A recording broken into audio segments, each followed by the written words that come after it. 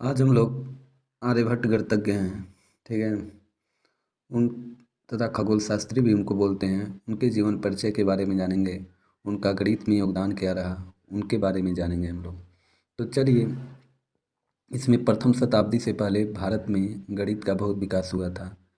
यानी जो पहली शताब्दी थी उससे पहले भारत में गणित का जो विकास बहुत सबसे ज़्यादा हुआ, परंतु वर्तमान स्वरूप में उनके योगदानों का नामानुसार विवरण ज्ञात नहीं है।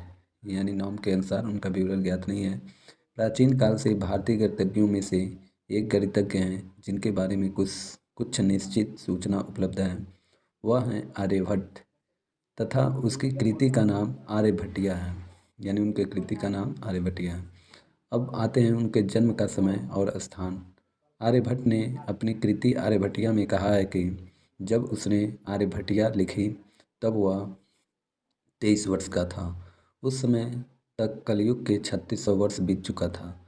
इससे यह पता चलता है कि उसने पांडुलिपि 499 एडी में लिखी थी तथा उसके जन्म का समय 476 एडी था। आर्यभट्ट ने पांडुलिपि में यह भी कहा है कि उसने इस कृति में वह मान दिया है जो उसने कुसुमपुर यानी पाटलिपुत्र में अध्ययन करते समय उन्हें अर्जित हुआ था। इससे ऐसा प्रतीत होता है कि उसका जन्म पाटलिपुत्र में हुआ था, परंतु अधिकांश व्यक्तियों के मतानुसार उनका जन्म दक्षिण भारत असमक जिला जो गोदावरी नदी के किनारे पर बसा है में हुआ था। विश्व के प्रसिद्ध गणित इतिहासकार महाराष्ट्र के डॉक्टर भाऊ दाजी ने आर्यभट्टिया की पांडुलिपि का दक्षिण भारत से 1864 में पता लगाया कि उसकी विषय सामग्री को अप्रकाशित किया। आर्यभट्टिया जो थी वो संस्कृत में लिखी है तथा 4 मुख्य भागों में बटी हुई है। प्रत्येक भाग को पाद कहलाते हैं। प्रत्येक भाग को पाद कहलाते हैं। इस पांडुलिपि में कुल 121 श्लोक हैं। इसके 4 पद हैं। पहला है 10 गीतिका पाद, गणित पाद, काल क्रिया पाद, गोलाध्याय। योगदान क्या है गणित में इनका? पहला योगदान ये है, आर्यभट्ट ने संस्कृत की वर्णमाला के अक्षरों का प्रयोग करते हुए संख्याओं को निरूपित करने की एक नई विधि की रचना की। इसके अनुसार उसने 25 वर्ण यानी अक्षरों व्यंजनों को निम्नलिखित संख्यात्मक मान दिए हैं। क के मतलब 1, ख के मतलब 2, ग के मतलब 3, इसी तरह चलता गया। इस तरह अंग का मतलब 5, च का 6, छ का 7, ज का 8, झ का 9, य का 10, ट का 11, ठ का 12, ढ का 13, ढ का 14, अड़ का 15, त का 16, थ का 17, इसी तरह चलता गया। यानी म का 25, य का 30 हो गया, र का 40, ल का 50, व का 60, स का 70, खड़गोड़ा 100 का 80 और छोटा 100 का 90, ह का 100 होता है। स्वरों को उसने निम्नलिखित मान दिए।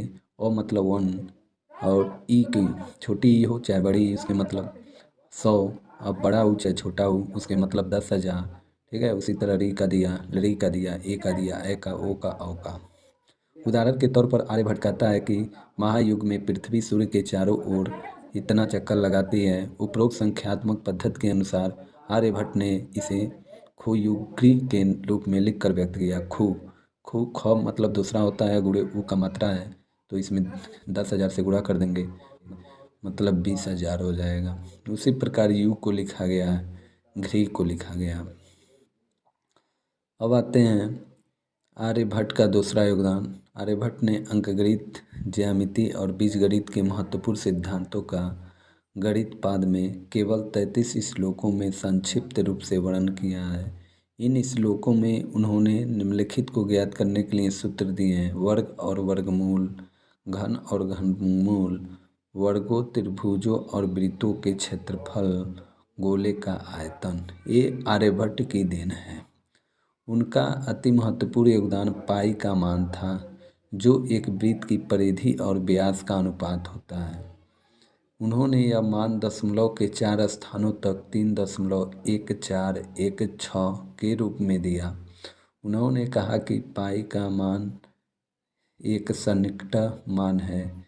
वे पहले ऐसे भारतीय गणितज्ञ थे जिन्होंने यह कथन दिया कि पाई का सन्निकट मान ही है।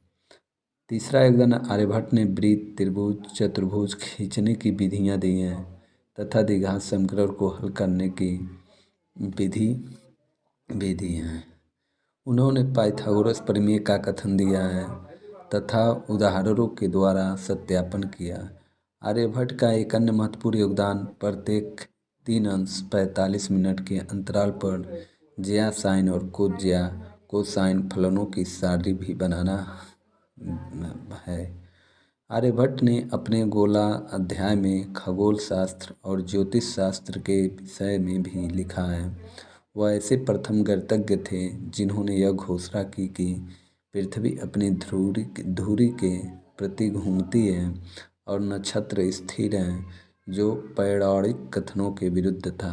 उन्होंने सूर्य और चंद्र ग्रहों के बारे में तथा उनके होने के कारणों का विवरण किया है। ओके, ये था आर्यभट्ट का योगदान।